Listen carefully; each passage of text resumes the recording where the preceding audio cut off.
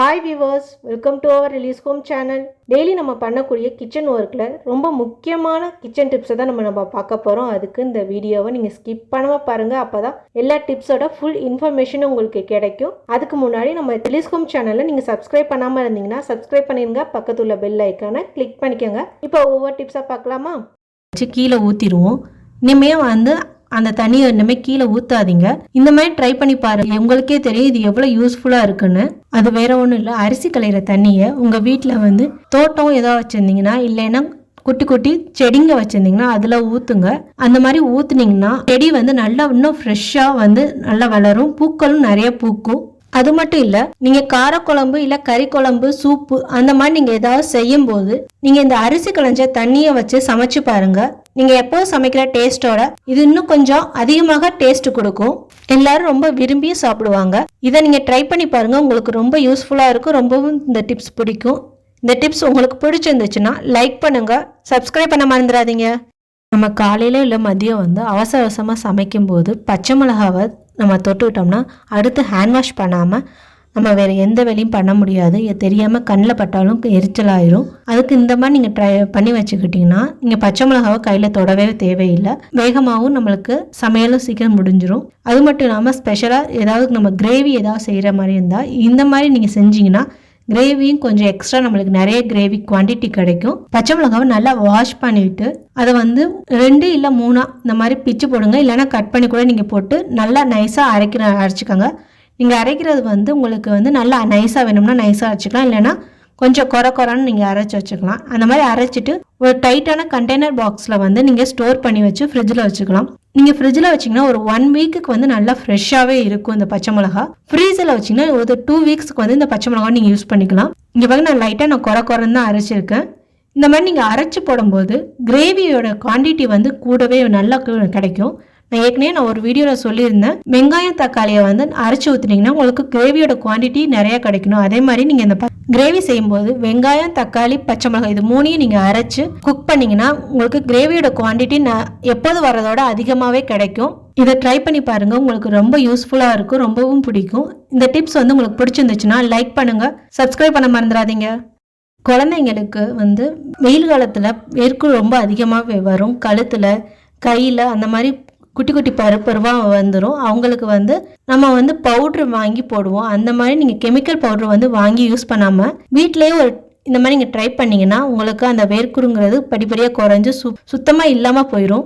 நீங்கள் சாதம் வெந்தோன்னே சாதத்தை வடித்து அந்த தண்ணியை நம்ம வேஸ்ட்டாக கீழே ஊற்றுவோம். அந்த மாதிரி நீங்கள் வேஸ்ட்டாக கீழே ஊற்றாமல் அந்த தண்ணியை ஆறுனதுக்கு அப்புறம் உங்கள் குழந்தைங்களுக்கு எங்கே வேர்க்குரு இருக்கோ அங்கே அந்த இடத்துல நல்லா அப்ளை பண்ணிவிட்டு ஒரு 10 நிமிஷம் வச்சுட்டு அப்புறமாட்டி குளியாட்டுங்க. அந்த வேர்க்குரு படிப்படியாக குறைஞ்சி ஒரு 3 நாளில் அந்த வேர்க்குரு இருந்த தடமே தெரியாமல் போயிடும். பெரியவங்க இந்த சாதம் வடித்த தண்ணியை கொஞ்சம் ஆற விட்டு வெதுவெதுப்பாக கொஞ்சமாக உப்பு போட்டு நம்ம குடிச்சோம்னா நம்ம உடம்புல உள்ள சூடு குறைஞ்சு நம்ம உடம்புக்கு நல்ல குளிர்ச்சியை தரும். இதை ட்ரை பண்ணி பாருங்க, உங்களுக்கு ரொம்ப யூஸ்ஃபுல்லாக இருக்கும். இந்த டிப் உங்களுக்கு பிடிச்சிருந்துச்சுன்னா லைக் பண்ணுங்க, சப்ஸ்கிரைப் பண்ண மறந்துடாதீங்க. சட்னி தாளிக்கும் போது இல்லை சாம்பார் குழம்பு ஏதாவது தாளிக்கும் போது காஞ்ச மிளகாவை நம்ம யூஸ் பண்ணுவோம். காஞ்ச மிளகாவை நீங்கள் முழுசாக போட்டிங்கன்னா சில டைம் அது அப்படியே வெடிச்சிடும். காஞ்ச மிளகா அது வெடிச்சிச்சுன்னா எண்ணெய் நம்ம மேலே தெரிச்சு ஆபத்தாக கூட வாய்ப்பு இருக்குது. இனிமேல் நீங்கள் தாளிக்கும் போது காஞ்ச மிளகாவை 2 இல்லை 3 இந்த மாதிரி உடைச்சு போடுங்க. அந்த மாதிரி நம்மளுக்கு வெடிக்கவே வெடிக்காது. காஞ்ச மிளகாவை இந்த மாதிரி நம்ம பிச்சு போடும்போது நம்ம அடுத்து கையை வாஷ் பண்ணாமல் எந்த வேலையும் பார்க்க முடியாது. மறந்து கூட நம்ம கையை கண்ணில் வச்சுட்டாலோ நம்ம கண் எரிச்சல் கொடுக்க ஆரம்பிச்சிடும். ஸ்பெஷலாக நம்ம காலையில் சமைக்கும் போது நம்ம அவசரமாக சமைப்போம். பசங்களை ஸ்கூலுக்கு அனுப்பணும், வீட்டில் உள்ளவங்கள ஆஃபீஸ்க்கு கிளப்பணும். அந்த மாதிரி இருக்கும்போது இந்த மெத்தட் ட்ரை பண்ணி பாருங்கள். காஞ்ச மிளகாவை நீங்கள் கையில் தொடாமலேயே நீங்கள் யூஸ் பண்ணலாம். நீங்கள் இது ஃப்ரீயாக இருக்க டைமில் இல்லை மொதல் நாள் நைட்டோ அந்த மாதிரி காஞ்ச மிளகாவை 2 இல்லை 3 இந்த மாதிரி கட் பண்ணிக்கோங்க. கட் பண்ணிவிட்டு ஒரு பாக்ஸில் இல்லாட்டி ஏதாவது கண்டெய்னர்லேருந்து ஸ்டோர் பண்ணி வச்சுக்கோங்க.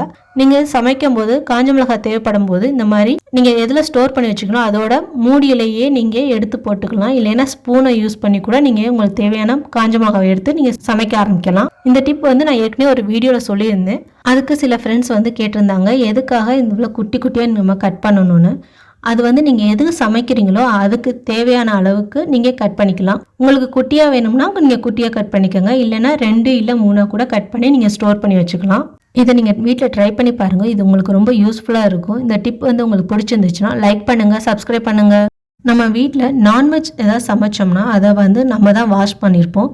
அந்த மாதிரி வாஷ் பண்ணதுக்கப்புறம் நம்ம கையில் பேட் ஸ்மெல் இருக்கும். குறிப்பாக வந்து மீன் வளர்த்தும் போது கவுச்சை வந்து நம்ம கையிலே இருக்கும். நம்மளுக்கு சில பேருக்கு வந்து அந்த கவுச்சை பிடிக்கவே பிடிக்காது, அதனாலேயே அதை நான்வெஜ் சாப்பிட்றத அவாய்ட் பண்ணுவாங்க. இந்த மாதிரி நீங்கள் ட்ரை பண்ணி பாருங்கள், அந்த பேட் ஸ்மெல் எதுவுமே வரவே வராது உங்கள் கையில். நம்ம வீட்டில் உள்ள இன்ஸ்டன்ட் காஃபி பவுடர் அது எதுவாக இருந்தாலும் ஓகே, அதை வந்து நீங்கள் இந்த மாதிரி லைட்டாக கையில் கொட்டிக்கோங்க. நான்வெஜ்ஜை கழுவுனதுக்கப்புறம் இந்த மாதிரி கையில் கொஞ்சமாக கொட்டிக்கோங்க. இந்த மாதிரி கொட்டிட்டு லைட்டாக எல்லா இடத்துலையும் ஸ்ப்ரெட் ஆகிற மாதிரி கை ஃபுல்லாக நல்லா அப்ளை பண்ணிக்கோங்க.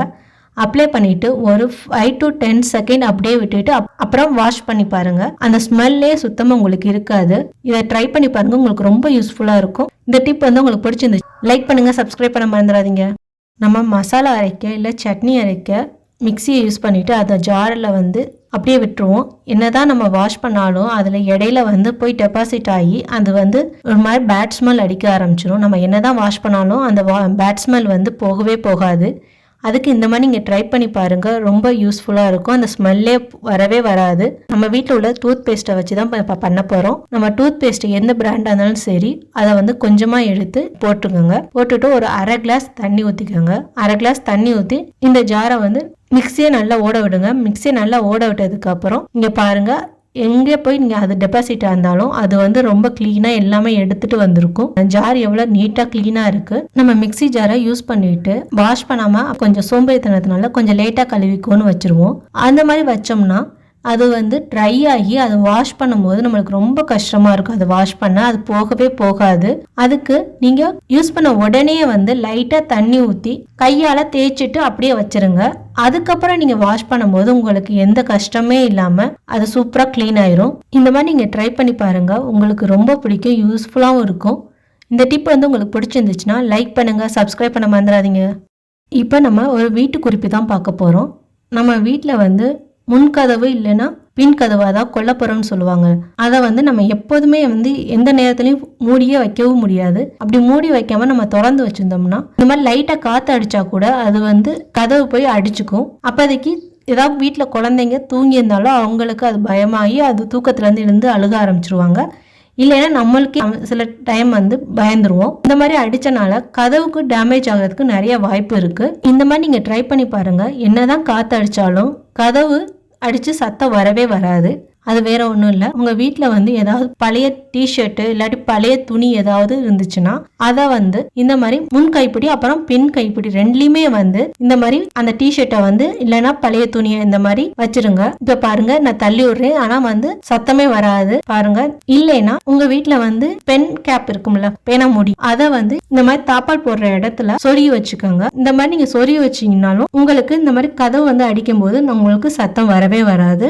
இந்த மாதிரி நீங்கள் ட்ரை பண்ணி பாருங்கள், உங்களுக்கு ரொம்ப யூஸ்ஃபுல்லாகவும் இருக்கும், ரொம்பவும் பிடிக்கும். இந்த டிப் வந்து உங்களுக்கு பிடிச்சிருந்துச்சுன்னா லைக் பண்ணுங்கள், சப்ஸ்கிரைப் பண்ண மறந்துடாதீங்க.